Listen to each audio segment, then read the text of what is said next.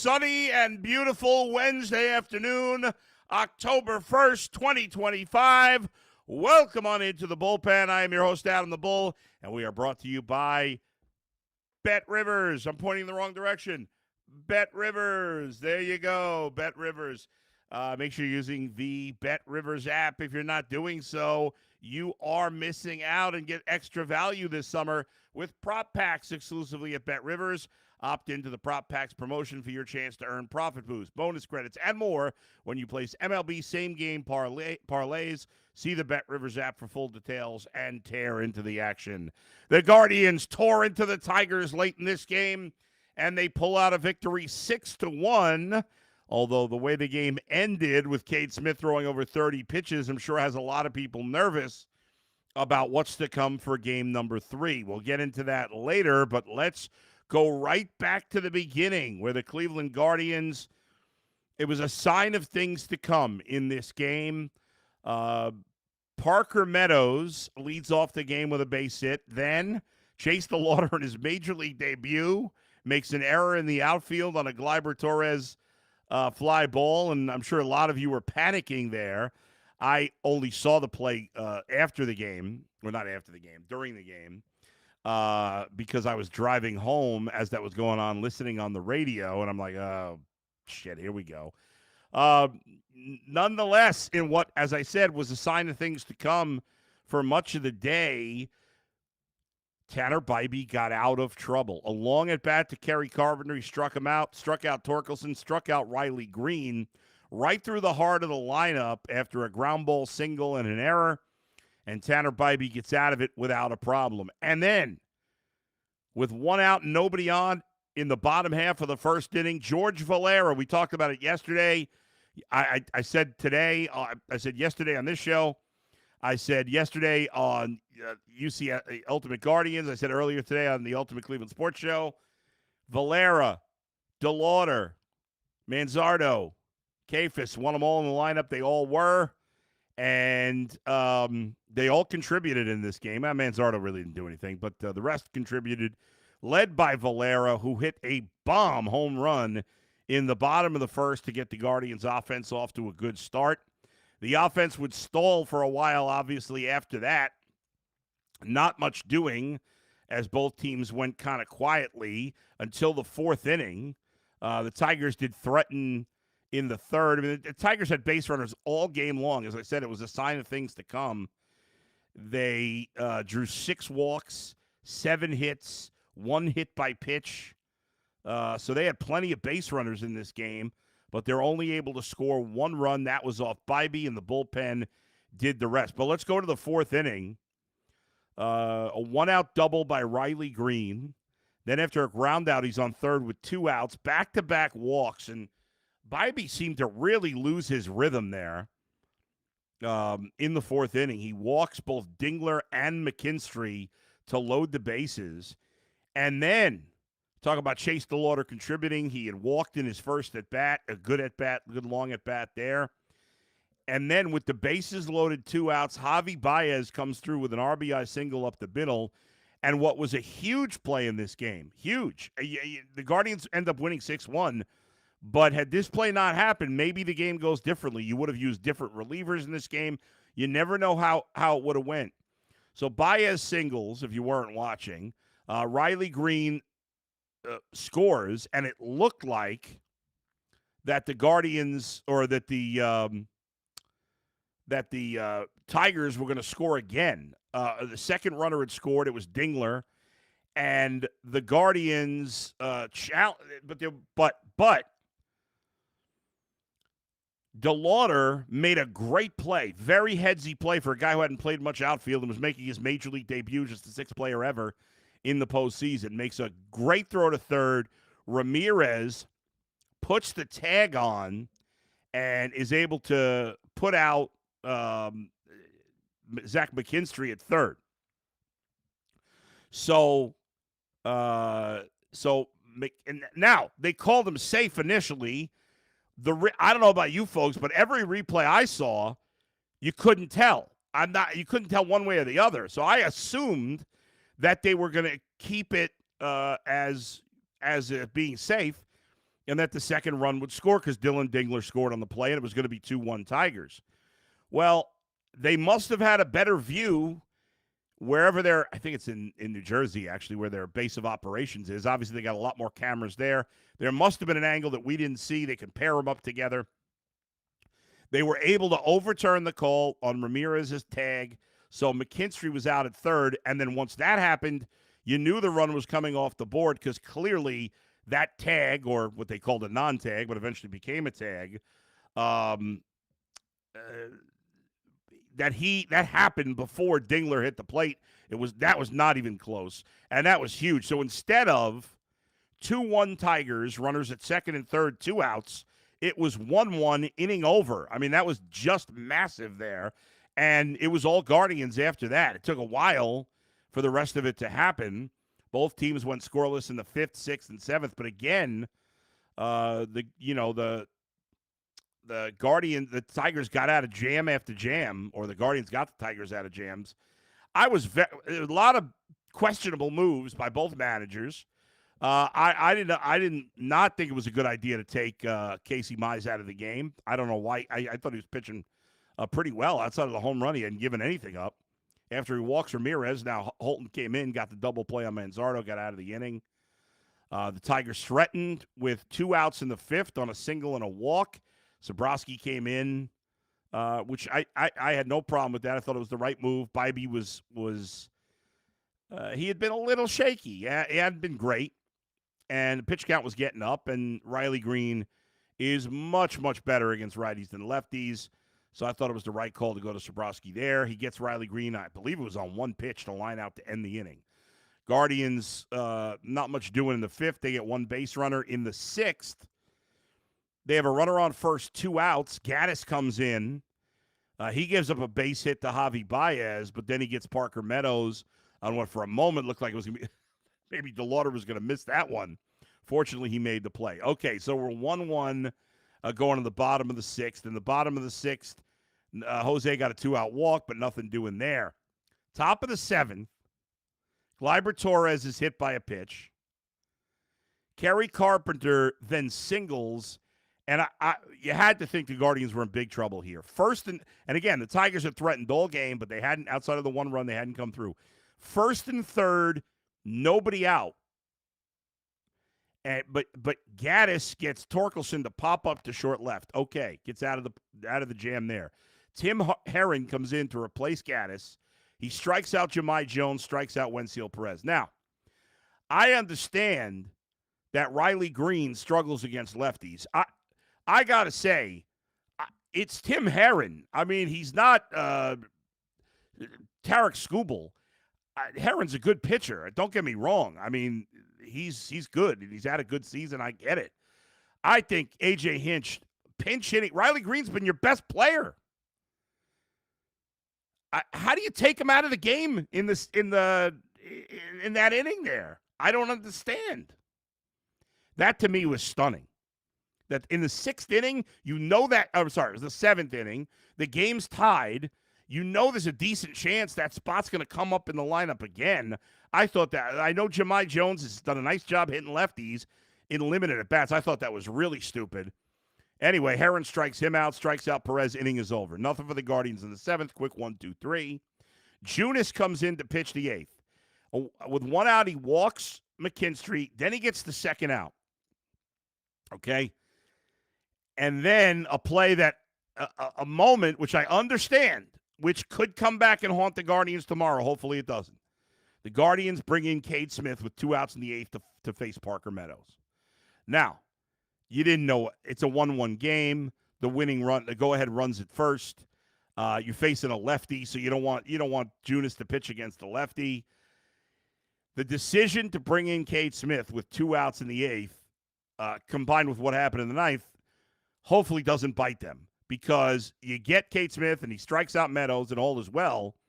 But then in the bottom of the 8th, obviously the Guardians explode. They score 5 runs. Rocchio homers, just crushed it. And we talked about this, folks. I said you're going to have to get some power. We talked about this on UCSS. I said if you're going to win, if the Guardians are going to make a run, They've got to get power from some unexpected sources. Well, they got a home run from Rocchio, a double from Kwan, a double from Schneemann, and a home run from Bo Naylor. Like, those are not the top guys. I mean, Kwan, yeah, but he's not a power hitter. He got a double. But Schneemann, Rocchio, and Naylor coming through with home runs and a double. That was huge. So the Guardians are up 6-1. They get out of it. Now, as they go to the bottom of the ninth,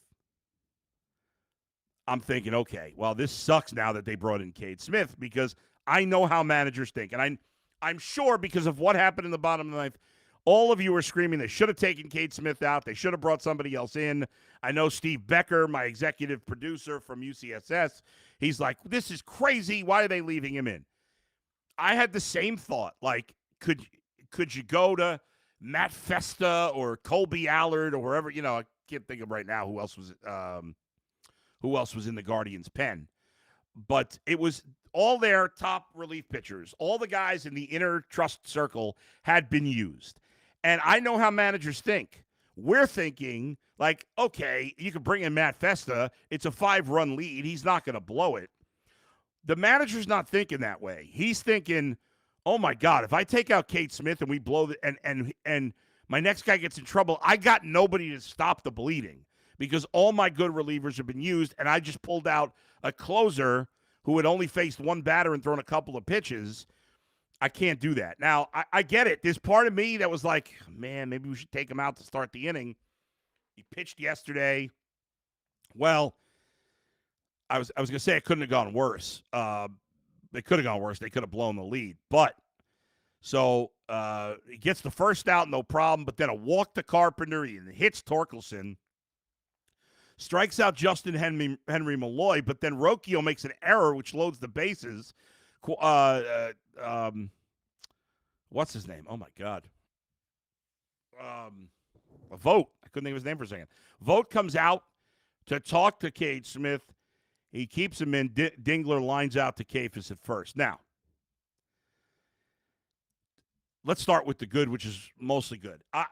The Guardians won. That's the important thing here, and hopefully it won't matter tomorrow.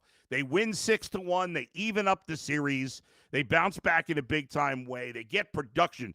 Home runs in the game from Valera, Naylor, and Rocchio. Huge. You got to have power to win in these series. They got to, after barely hitting the ball out of the infield yesterday, they get 3 homers and 2 doubles in this game. 4 of those 5 coming in 1 inning. So that's huge. Excited about that. The problem is, heading into tomorrow, is that Cade Smith threw a lot of pitches today. And so you're in a situation now where I don't even know for sure if he's available tomorrow. It's the playoffs. You would think, all hands on deck. What's the, what does it, is you just pitch him anyway. But he's thrown 50 pitches the last 2 days, 19 yesterday, 31 today. And he wasn't, I didn't give him any runs in either game, but it wasn't his usual sharp self either yesterday or today. So again, it's certainly you could question whether they should have gone to Festa or somebody in the ninth, up 5 runs. There's an argument for that. I understand why he did it. I didn't think for a minute that he was going to take Cade Smith out. Hindsight being 2020, if you would have known he was going to throw 31 pitches, you might have brought in somebody else. But you know what? You can't worry about tomorrow when it's over if you lose today. And now, at least for tomorrow, I don't know if Cade Smith can pitch tomorrow. I mean, 50 pitches in 2 days for a relief pitcher is a lot. But at least for tomorrow, you go into the game. If you, let's say Cade's unavailable, and we'll see. They're not going to say anything. But I think it's going to be hard for him to pitch tomorrow. But if it is, well, you go into the game knowing that. And so along the way, Gaddis is probably going to have to close for us tonight. You prepare for that accordingly. In this situation, I get it's a 5-run lead. I understand there's a part of me that says they should have taken him out. But I can't blame him for doing that. You got to seal the deal. And, 5-run leads can get away from you. I know it doesn't happen often. But if you're relying on Matt Festa to seal the deal, I mean, none of you had faith in him all year. And let me say, I'll say this. If they would have brought in Matt Festa or Colby Allard or one of these guys, and they would have somehow blown this game, everybody would have killed him for not sticking with Cade Smith.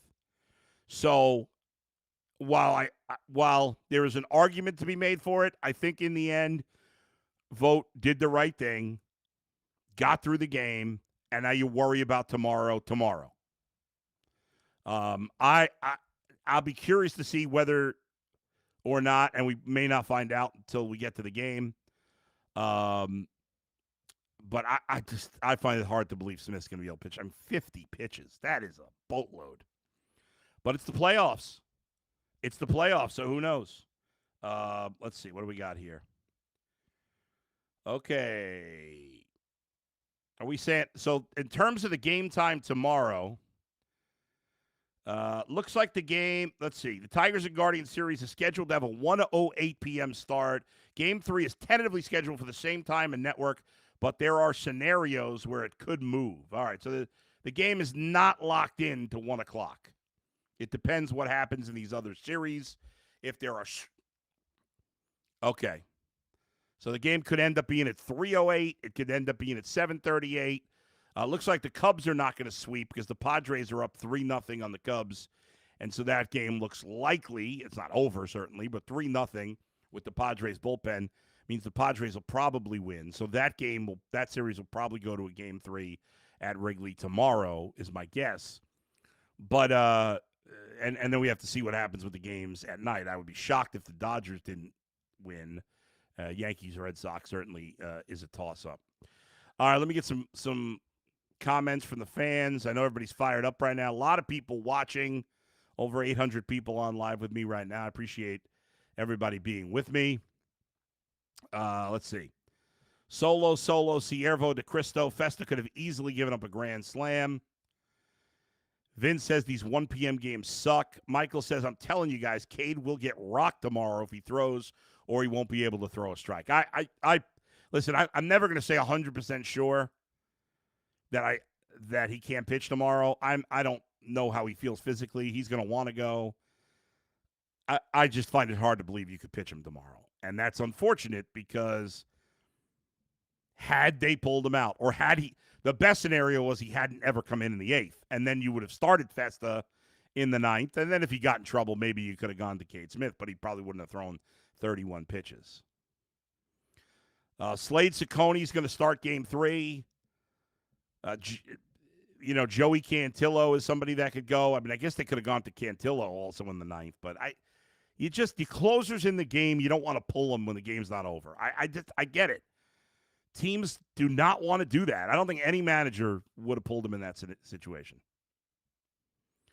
If you remember, and I can't remember, I think it was, I don't mean to pick on a sore wound here, but in the 2016 World Series, I believe it was Game 6, right? Game 6, the Cubs won 9-3. I think Joe Madden, if I remember correctly, did the same thing I don't know. I can't remember now. He left Chapman in long in some of those games when they had a big lead. He brought Chapman in early when they had a big lead. Managers get antsy about these things. They want their best pitchers even at the expense of the next day sometimes. And the problem was once Cade Smith started that inning and then started to get in trouble, it was almost like you couldn't pull him. You had to see him through because you left him in because you didn't want to trust these other guys. Well, now you can't trust them once they were already in trouble. Financial Carl, playoff Rocchio as real as G. Bush said last year. Well, he was today with the home run, although that error, I wanted to throw him through the TV there for a second. Michael says, hey, if the bats stay hot, we won't even have to worry about it. The bats were hot for 1 inning. That's all they needed. The bats were ice cold for the first 16 innings of the series, but in the 17th inning, they scored 5 runs. JG from space, I'm done questioning personnel changes. I trust Vogt and the staff. KTB, I was at the game. The crowd was insane. It sounded great on TV. Yeah, I mean, again, listen, it's fair to question things, and I'm questioning the Vogt the decision. But in the end, like I said, I think he did the right thing. It's hard to be critical of him. It's easy to say after that, oh, they shouldn't have done it. Now he might not be available tomorrow. Well, other guys are going to have to step up. You know, maybe Matt Festa does pitch, but it's in the 6th inning or something. And, you know, and you can't just save your bullets for the next day. What if the Guardians, I know it seems unlikely, but what if the Guardians are up 8-0? Well, then they don't need to use Cade Smith, and it didn't matter. The Hot Saucers, my wife and daughter were at the game. They had such a good time. Lots of home runs to get the crowd going. Vince Fortis, think they'll shell Flattery tomorrow? I wouldn't think they'll shell him, but I like their chances. But listen, Slade Ciccone's no short thing. He pitched well down the stretch. He's still a young pitcher. There's been a lot of inconsistency. I think it's pretty evenly matched, but I like Ciccone right now. I think he's pitching better than Flaherty. Corey says, Bull, since we have a deep rotation, can't we put a starter as a reliever to offset the use? Yeah, I mean, Cantillo was available. They didn't want to go down that road. I think what they're going to do is, they're going to start Ciccone, and then with all these platoons they got going, and you see that they pull Riley Green first sign of a lefty, which is just so dumb. They'll go. They won't hesitate. He won't hesitate. Like, we could see Cantillo in the 3rd inning, 4th inning, and then maybe he goes a few. We'll see. I think, and going into the game, he knows that either Cade Smith is either not available or not likely to be at his best, which means if he goes to, like, he'll stick with Ciccone a little bit and then have, between him and Cantillo, hope to get 6, maybe 7 innings. Who knows? JG from Space says everyone should be available tomorrow. I think if they feel like they have to, they'll use Cade Smith. Hopefully they don't have to. Hopefully it doesn't come to that. It's hard to believe he's going to have much in the tank after throwing 50 pitches in 2 days. Richard, I knew Naylor would hit a 3-run homer. You did? John says Tom Hamilton sounds like he's going to lose his voice. Yeah. JG from Space, Bull, how do you feel about the Lauder starting center? I love it. Love it. I know he made the error, and he looked a little shaky defensively. I want the offensive team out there. It's not like Jonathan Rodriguez and John Kenzie Noel are such great defenders. I want the Lauder up here. I want him playing. I want him in the lineup tomorrow. I want him playing center field tomorrow. I'd go with the exact same lineup tomorrow. Exact same lineup. That's what I want to see. Please hit the like button. Please hit the subscribe button. I appreciate it.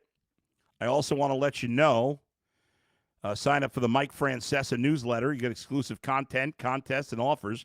Go to MikeFrancesaPodcast.com and sign up. All right, guys and gals, I will be back on later today with the Ultimate Cleveland Guardian Show with Zach Meisel. Probably about 7 o'clock. We'll see, give or take. And then tomorrow we'll be back at it again. We'll find out what time they are playing, but whenever the Guardians are playing in the deciding Game 3 of the series tomorrow, I will join you again immediately after the game with the podcast, and then later the Ultimate Cleveland Guardians Show. Although if it's a night game, we'll do that in the morning. So thanks everybody again for being here. Again, please. Oh yeah, oh my God, bad job out of me. Before I wrap up, thank you, Z, who whispered in my ear just now. I realized that in this podcast I haven't talked about the Dylan Gabriel situation. I know it's a Guardians post game. But this is my first podcast since the Browns announced the change. So let me talk about this for a minute before we move on. Obviously, this morning, Kevin Stefanski, before the Browns traveled to England, announced that Dylan Gabriel would take over for Joe Flacco at quarterback. I thought they should have done it last week. I like that they're doing it now and not using the excuse of travel and a weird schedule to stop them from doing it. Don't get me wrong. I have very little in terms of expectations for Dylan Gabriel. I'm not expecting him to play particularly well. I don't really think he's a very good quarterback. But what the hell do I know? I mean, we're all just guessing. The fucking GMs get it wrong 75% of the time. Maybe he's the next good quarterback. Who the hell knows? With Joe Flacco, there was no hope. There was no upside. There was no what if. With Dylan Gabriel, you don't know. It's the excitement of the unknown. It's the excitement of the maybe, of the what if. And that's what we get here. So I like that the Browns did this. I like that they didn't wait for the easy spot, week 6 against the Dolphins, as we were talking about. Joe Flacco is done. We love Joe. He's been fun to cover. He's been fun to interview. Extremely likable guy. Excellent player. Hall of very good. Fantastic. Love him. But his day is done, and it's time for Dylan Gabriel to play. It makes sense to Joe Flacco still be the backup quarterback. Shador will be third string. There's no reason to change that. The Browns clearly don't think he is ready to play in the NFL. It doesn't matter what I think. There's no conspiracy theories. What's more likely, that the Browns are trying to sabotage Shador Sanders, or they don't think he's ready to play? We've heard so many batshit crazy conspiracy theories over the past 5 years, both in the political vein, mostly there, and in the in this vein when it comes to Shador Sanders. And in 99.9% of these things, they're batshit crazy. People eschew the reasonable explanation for something to come up with some crazy theory that fits their idiotic narrative. And I got to say, the Shador Sanders mime thing that he did today, that was embarrassing. That was embarrassing. He came off like a clown in that situation. I'm a supporter of Shador Sanders. You know what? I don't need to qualify anymore. I'm sick of this. All of us in the media right now feel like we have to qualify anytime we're critical of Shador Sanders because we're afraid of the backlash we're going to get from criticizing him. And I'm done with that shit. This was clown behavior by Shador Sanders. It was an absolute joke. He acted like an ass. I mean, he really did. And I'm just keeping it real. I don't care if people don't like it. It's obvious. If somebody else had done it, you'd let's be honest. That's the problem. Nobody's honest anymore. We're all worried about narratives and clicks and all this bullshit to make people like us. I have no time for that crap. Shador Sanders acted like an asshole in this situation. He acted like a complete fool, and it was stupid. It was just stupid. And so that's it. That's it. I remember we played the clip earlier today, and I was like, I thought maybe the audio wasn't working, the audio video was off, and he was just being foolish. So I don't understand. So he's not going to help himself by acting foolish like that. That doesn't, help his situation. I don't know what else to say about that. But I think it's the right move by the Browns to make the quarterback switch. We'll see what Gabriel's got. It's probably nothing. Maybe we'll see Shador later in the season. We'll see what he's got too. But right now it's still in Gabriel time against the Vikings this Sunday. Dustin will join me here in the bullpen tomorrow morning at 9. We'll talk more about it then. And then, of course, I'll be on, again, tomorrow morning at 9 a.m. with Dustin. We'll talk some Guardians, but mostly about the Browns and the Gabriel situation and the Shador miming. And then tomorrow, after the Guardians game, we'll have the postgame. And then if the Guardians win, they'll play game 1 against Seattle in Seattle on Saturday. And I'll have a postgame after that. I don't know what time it's going to be. It could be 1 in the morning. And then Sunday after the Browns game and after the Guardians game. So we got a lot covered for you. Let's have the Guardians take care of business for today. They do. They win at 6-1 to even up the best-of-3 series. And they'll go at it tomorrow with Slade Ciccone. What if I would have told you in the beginning of the season that the season would be on the line and the starting pitcher would be Slade Ciccone? You would not have guessed that. But that's what it is against Jack Flaherty. That's going to be tomorrow. We'll let you know the time. Thanks, everybody, for joining me. Please hit the subscribe button. Please hit the like button. Thanks to Z and Max for producing today. And I'll talk to you next time. Where else but right here in the bullpen with Adam the Bull. Brought to you by Bet Rivers.